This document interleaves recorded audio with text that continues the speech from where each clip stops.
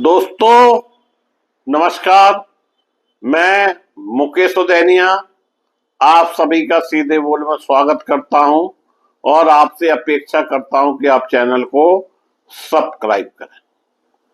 दोस्तों, विशेष सत्र न्यायालय 2 मई 2025 को शुरू हुई थी प्रज्वल के खिलाफ बलात्कार के मामले की सुनवाई एवं पूर्व और वर्तमान सांसद और विधायकों के खिलाफ मामले प्रारंभ किए गए थे। लगभग 2 महीने में ही दैनिक सुनवाई के साथ 18 जुलाई को यह सुनवाई पूरी हो गई थी। हम आपको यह भी बताते चले, प्रज्वल पूर्व प्रधानमंत्री देवगौड़ा के नाती हैं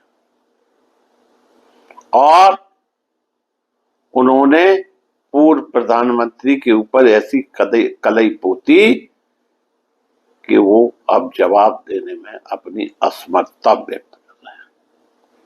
हालांकि आदेश 30 जुलाई के लिए सुरक्षित रखे गए थे, लेकिन न्यायाधीश ने मोबाइल लोकेशन डेटा और अन्य तकनीकी साक्ष्यों पर स्पष्टीकरण मांगते हुए फैसला शुक्रवार तक के लिए स्थगित कर दिया था।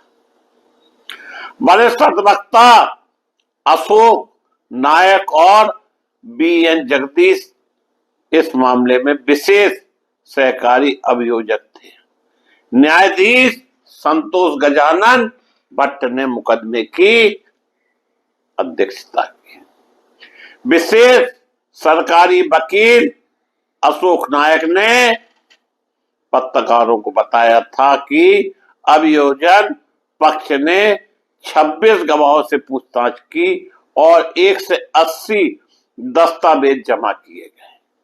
मुख्य साक्ष्य पीड़िता एक महिला का था जो बहुत ही विश्वसनीय था। उन्होंने यह भी बताया कि मुकदमे की सुनवाई तेजी से हुई और 38 बार सुनवाई स्थगित होने के बाद यह पूरी हुई। उन्होंने आगे कहा, यह पीड़िता की जीत है, यह उस महिला की जीत है जिसका शोषण किया गया। एसआईटी टीम को भी बधाई देता हूं।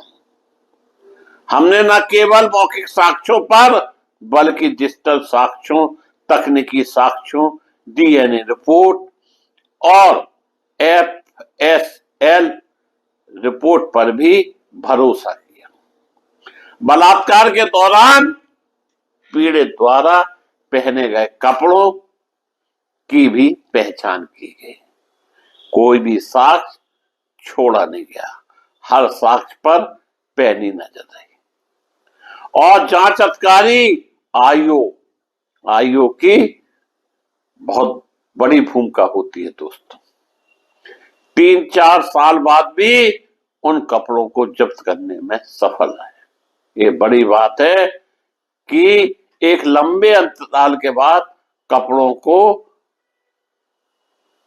जब्त कर लिया गया। इसके अलावा डिजिटल साक्ष्यों ने भी अहम भूमिका निभाई, क्योंकि आरोपी ने खुद वीडियो रिकॉर्ड किया था। अतिरिक्त विशेष लोक अभियोजक बीएन जगदीश ने बताया कि अदालत ने अभियोजन पक्ष के तर्क को स्वीकार करते हुए प्रज्वल रेवन्ना को सभी धाराओं में दोषी ठहराया। इस मामले में पीड़िता के साक्ष्य और उपलब्ध डिजिटल साक्षी निर्णायक सबूत हैं। प्रज्वल यौन उत्पीड़न मामला सत्ता का खेल, राजनीति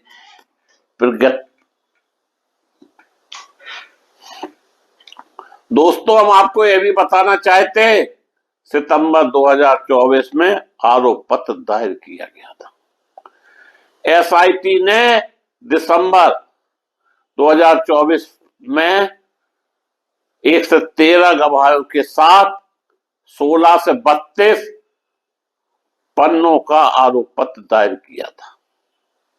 प्रज्वल पर भारतीय दंड संहिता की धारा 376 कोष्टक 2 के किसी महिला पर नियंत्रण या प्रभुत्व की स्थिति में होने पर ऐसी महिला से बलात्कार करता है। 376 कोष्टक 2 एन एक ही महिला से बार बार बलात्कार और सूचना प्रौद्योगिकी अधिनियम 2000 की धारा 66 ई गोपनीयता का उल्लंघन के तहत अन्य धाराओं के में मामला दर्ज किया गया था।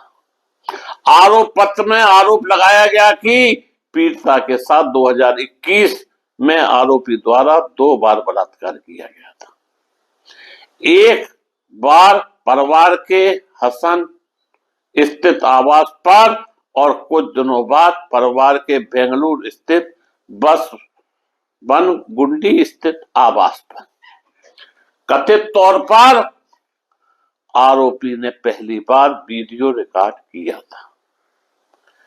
एसआईटी द्वारा बरामद किए गए वीडियो में पीड़िता कथित तौर पर इन प्रयासों का विरोध करती है, रोती हुई दिखाई दे रही है। हालांकि वीडियो में प्रज्वल का चेहरा दिखाई नहीं दे रहा है, लेकिन फोरेंसिक विशेषज्ञ रिपोर्ट से संकेत मिलता है कि वीडियो में वही था। इसके अलावा पीड़िता ने अपनी साड़ी उस अलमारी में रखी थी जहां वह काम कर रही थी और विशेषज्ञों ने उसमें से एक पर उज्जवल का डीएनए पाया। सूत्रों के अनुसार यह मामला महत्वपूर्ण सबूत माना गया है। दोस्तों, यह मामला विगत सालों में बहुत कसके उठा था और इस पर राजनीति भी गर्म हो गई थी, परंतु सत्ता की हनक के आगे प्रज्वल अपना रुतबा कायम किए रहा। लेकिन एक कहावत सही है कि ईश्वर के यहां देर है लेकिन अंधेर नहीं। जब उसकी लाठी गलती है तो आवाज नहीं होती। ऐसा ही पूर्व प्रधानमंत्री देवगौड़ा के नाती के साथ हुआ और महिला की आह लगी और वो सजा पा गए। मैं मुकेश उदैनिया पुनः आप सभी को धन्यवाद देता हुआ अपनी बात समाप्त करता हूं।